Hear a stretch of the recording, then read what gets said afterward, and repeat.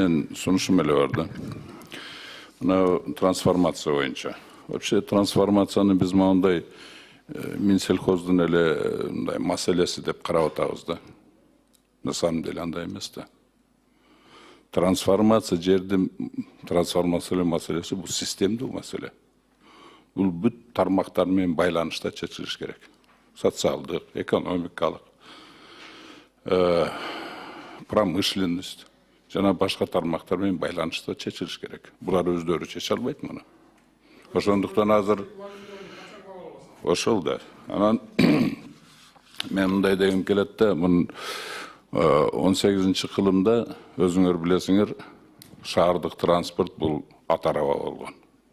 Ошондо Парижде 100 жылдан кийин Париждин мындай түсү кандай болот дегенде, транспорт кандай өнүгөт дегенде, эмне болот дегенде айткан экендер. 100 жылдан кийин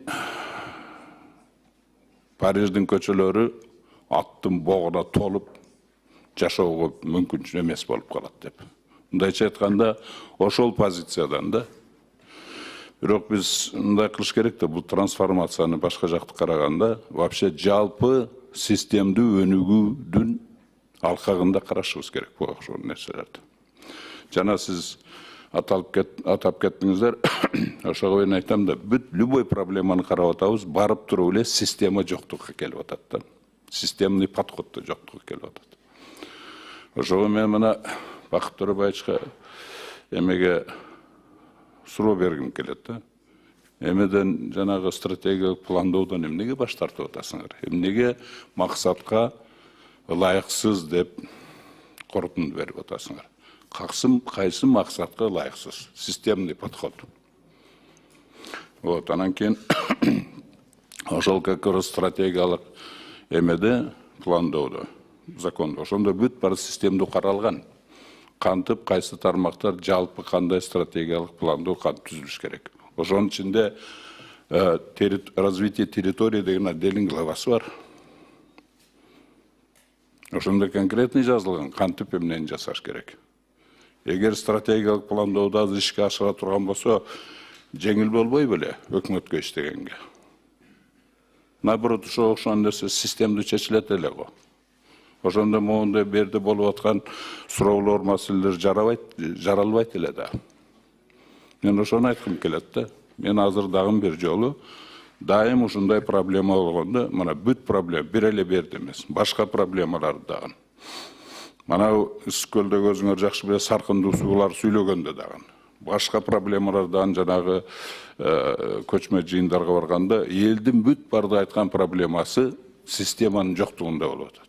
Отдельный, ар ким өзү менен өзү да.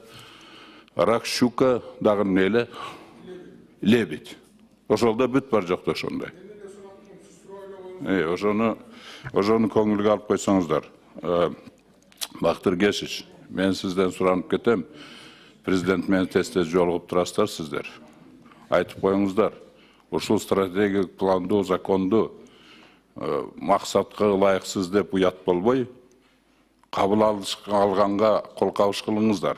Анан кийин алып стратегиялык планды ойлойт окшойт, киргизсе эле сразу ал иштеп кетет. Жок, ал планды иштетиш үчүн 5 жылдын ичинде гана только дополнительный ар түрдүү өзгөрүүлөрдү киргизип, ага ар түрдүү ар бир тармак боюнча положенияларды иштеп чыгып, ошондо 5 жылдын ичинде гана толук кандуу ишке ашат.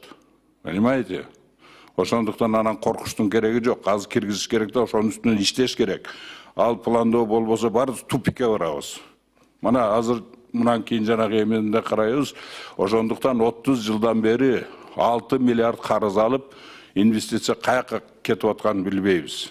Текшергенди билбейбиз. Не болуп атканын билбейбиз. Себеби эч кандай плансыз эле, системсиз эле ар ким өз каалагандай жумшаган аны.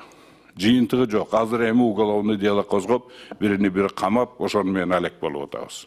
Бир да президентибиз нормальный кеткен жок ошондордон. Бардык куугунтук алынып, артынан эме болуп жүрөбүз.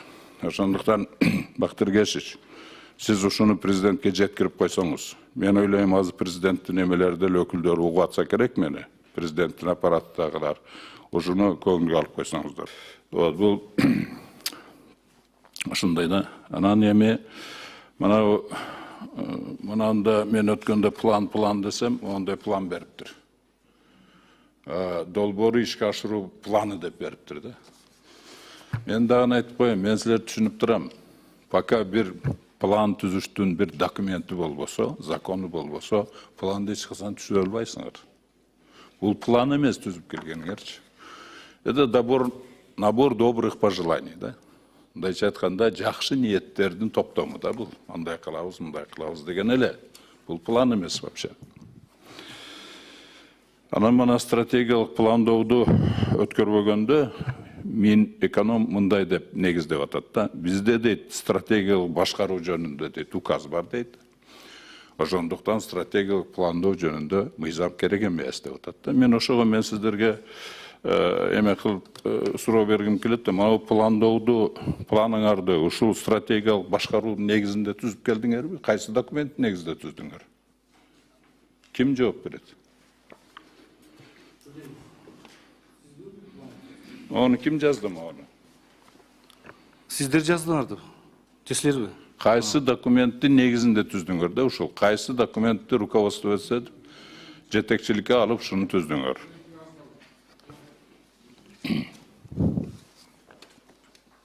Суроо жок, жооп жок, мен билем, жооп жок. Жооп бербейле. Жооп бербейле темадан алышпайлы, 12 аз калды, убакыт аз калды. Жөнлүү убакыт. Жооп бересек. Бизде сүйлөшүбүз керек. Анан кийин дагы жооп бериштин кереги жок. Мен азыр сейчас онон бетер меселерди мен жиниме только тиесиңер. Вот ошондой.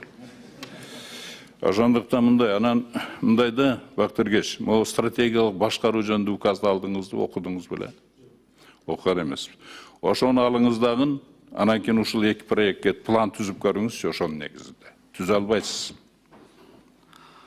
Ошону мындай, жок, жооптун кереги жок. Менде бар жок, план бар. Мен сизге ошону эле сунуштаймын да. Кийин экөөбүз отдельно сүйлөшөбүз. Сунуштайм ушуну эме кылып көрүңүз. Мен ал указды аябай жакшы билем. Буту каяктан өскөнүнү. Анын негизинде бир да план түзө албайсыздар. Ошондуктан стратегиялык пландоо мыйзамын ишке ашырыш керек. Дагы бир жолу кайталап кетем. Ал указ эми чыкты, баардыгыбыз биз милдеттүүбүз указды аткарганда. Жок, милдеттүү ал мындай да стратегиялык пландоо. Ал силердин стратегиялык башкарууңарга бул жардам. Ошол стратегиялык башкарууду ишке ашырганга жардам берет. Системдүү түрдө аткарууга, башкарууга жардам берет. А силер болсо муну отметать этип. Силерге жазып берген, даптар кылып жазып берген документти отметать этип. Указ негизинде максатка иш-чаралар жүргүзөбүз. Ылайыксыз деп эме кылып. Ошондуктан мен жакында ушуну кайра аттап өтүүгө чыгарабыз бет аны. Ошо каршы болбогула деп суранып кетем силерден. Президентке да ушуну жеткирип койгулачы, могу жердеги представительдерге айтып койсунчу, мен барып агитация кылбасын, өткөрбөгүлө ушуну деп. Өткөндө да ош дебайт, каршы бергиле деп представительдер жүгүрүп жүрөт. Бардыгын кандай акысы бар, өрдө отуруп эмелерди агитация жүргүзгөнгө. Анан мынандай да, мына өзүңүз айттыңыз. 18 000 проблема бар дедиңиз, туурабы? Ошону кезеге коюп чечкениңиздерди таблица кыласыздар, мындай кыласыз. Канча вакыт кетет? Понимаете? До поросячьей Пасхи будете решать. Ошондуктан пландоо системасы өтмөйүнчө сиздер муну эч качан эме болбойсуздар. Пландоо система өтмөйүнчө сиз мына 26 миллиард сомду эмеге Сапарбекович, Аскар Сапарбековичке бөлүп бердик биз берди өткөрүп. А жыйынтыгы кана? Жок. Пландоо системага өтпөсөңүз, сиздин деле жыйынтыгыңыз ушуну менен эле бүтөт. Ушундай эле болот. Эч кандай бир жылыш болбойт. Ошол акча кетет, андай мындай баш аягын таппай отуруп каласыздар. Эми мына агрегатор деп сүйлөп атасыздар да. Бул мен түшүнбөй атам да. Агрегатордун функциясы эмнеде өзү? Агрегатор негизинен кайра иштечү ишкана. Кайра иштечү ишкана бул фермерлердин чеки затты сатып алат, кайра иштетет. Ана фермерлер менен догуу түзөт, ушул чеки затты кайра иштетип сатканга жардам берет. Ушул агрегатор деген балким алар дыйкан менен агрегатор сүйлөшүп, чеки затын алып, кайра иштетип кайра берип сатканга. Переработчик экен. Переработчик, переработчик просто, окончательный переработчик. Эми ошол окончательный переработчикти ким түзүш керек? Ким аныктайт аны? Кайсы жерде ким эмне болот экенине? Ким аныктайт ошону? Бизде статистика комитет бар. Бизде өзүбүздүн дагы статус бар Айыл-Чарбада. Ошол кайра иштетүү ишкана бул переработчик деп эсептелинет.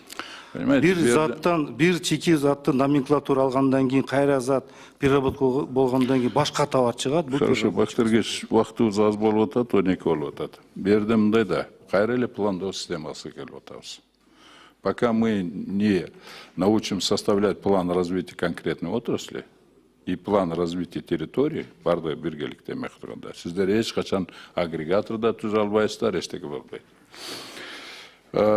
Эми дагы могу кластер деп эле сүйлөйбүз да. Вот силердин түшүнүгүңөр боюнча кластер бул эмне? Кластер бул жерден чыккан зат, полкада сатылып аткан ушул заттан чыгып переработка болуп, упаковка болуп, калибровка болуп, магазинде сатылып аткан ушул чейин ушул кластер деп коет. Жалпы ошондой да, туура. Но бирок мунун баардыгычы, мисалы, ошол эле кластерди түзгөндө агрегатор, кластер, мындай бир эле болуп атат да, почти. Кластер менен агрегатор. Кластерде эми бул фермер агрегатор эмес да. Мындай да, мындай да.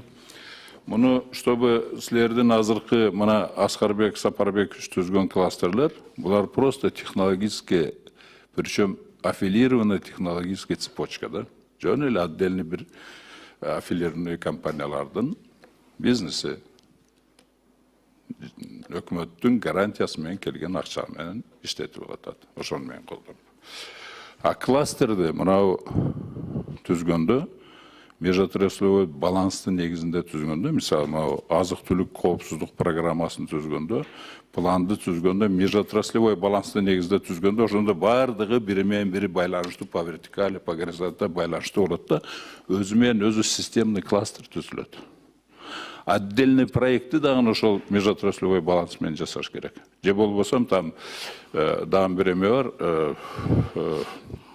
ошол отдельный эмеге проектке ылайыкташкан межотраслевой баланстар ошондой. Вот. Анан азыр мен айтып алайын, себебден бул өтө маанилүү. Анан кийин мынау эмеде мен сиздерге айтып коеюн деп атам да, бул жерде мана сиздерди угуп отурсам, ушундай организация менен, ушундай уюштуруу иштери менен жүргүзсөңүздөр, эч кандай жыйынтык болбойт. Вообще эч кандай жыйынтык болбойт да. Потому что научного подхода нет. Все, да, какой-то вот на примитивном уровне вот эта организация работы. Вот научного подхода нет. Для того, чтобы имелся из отдельных келингис, есть закон обращения капитала. Когда в денежной форме, товарной форме, потом производственный процесс, новый товар, алкин превращается в денежный капитал, ошондо өзүнүн обращениясы бар. Ошонун негизинде анан на начальном этапе кластерлер түзүлөт, там жанагы эме деген эмне деп атасыңар, инфраструктуралары бүт барды ошондо каралат. Сиз бул жөнүндө эте долгий разговор, ошого Бактыргеч, биз бир келсеңиз, шашпай экөөбүз сүйлөшсөк. Хорошо, мен сиз мына ушул научный подход демесе, мен сиздерге жөн эле мен өзүм жардамымды эле берем, мен сиздерди бу жерде сизди иштебей атат дегенден алысмын аябай. Аябай катуу аракет кылып атасыздар. Но бирок бүт барды аракетиңиздер, кетирген энергияңыздар, ресурстар, акчалар мындай текке кетип атат да. Текке кетип атат. Ошондуктан мен сиздерге жардам берип коеюн деп атам. Келсеңиз, мындай подробный шашпай сүйлөшөлү. Азыр мынау саат 12 болуп калды, мен вакытты албайм. Рахмат. Кыска эле комментарий берип коеюнчу сөзүңүзгө. Себеби бүгүнкү жасап аткан программаңар бул өнүгүү программалар эмес да, акчаны өздөштүрүү программалар. Ошондуктан сиздерге эч кандай миллиард доллар берсе да жетпейт да. Өздөштүргөндөн кийин эле токтоп калат. Финансирование токтогондон кийин бар жок токтойт. Токтобойт. А бул жерде бизде конкретный индикаторлар коюлат. 50% жасайбыз, 50% жасайбыз. Азыркы моделиңер туура эмес. Модель вообще туура эмес да. Ал модель менен только өздөштүрүү болот. Акчаны өздөштүрүү болот. Токтоп тур. Балбакзарлыкович. Мен бир мен өзüm кызыкчылыгымды айтам. Керек болsa жарым saat söyleyeyim. 1 saat söyleyeyim керек болsa. Вот. Балбак Зарлыкович, я говорю о государственном подходе, о государственных вещах, не о личных интересах. А мен отырдым ғой бардың арды оғып. Қайра-қайрадан ле сөйлей бересің. Бұл кішіге жетеді. 1 сағаттағын вақыт бар. Нечего тут меня перебивать? Нечего меня перебивать, Балбак Зарлыкович. Если вам скучно, просто не слушайте. Ошондуктан мен сиздерге мындай айтып коеюн да, просто ошону айтып койгум келет. Ошого айтып атам, мен сиздерди моундай жыйынтыкка чыкпайсыздар, жардам берейик. Ошону жакшы жолго, туура жолго салалы деп атам. Анан кийин силердин жанагы акчаны өздөштүрүү программа эмес, өндүрүү программасы, то есть акчаны айландыруу программасына айлантырыш керек. Акчаңар айланбай эле өздөштүрүлүп атат. Өздөштүрүлдү аркасынан дагы жаңы акча керек, дагы жаңы акча керек. Кайра-кайра карызды ала беребиз. Эчтеке бүтпөйт. Мына 30 жылдан бери ошондой болуп, 6 миллиард карызыбыз неизвестно куда ушло. И дагы продолжаем наращивать свои долги. И неизвестно, потому что программы, модель неправильная. Модель бул өздөштүрүү болуп атат, өнүгүү эмес. Мен ошону айткым келет.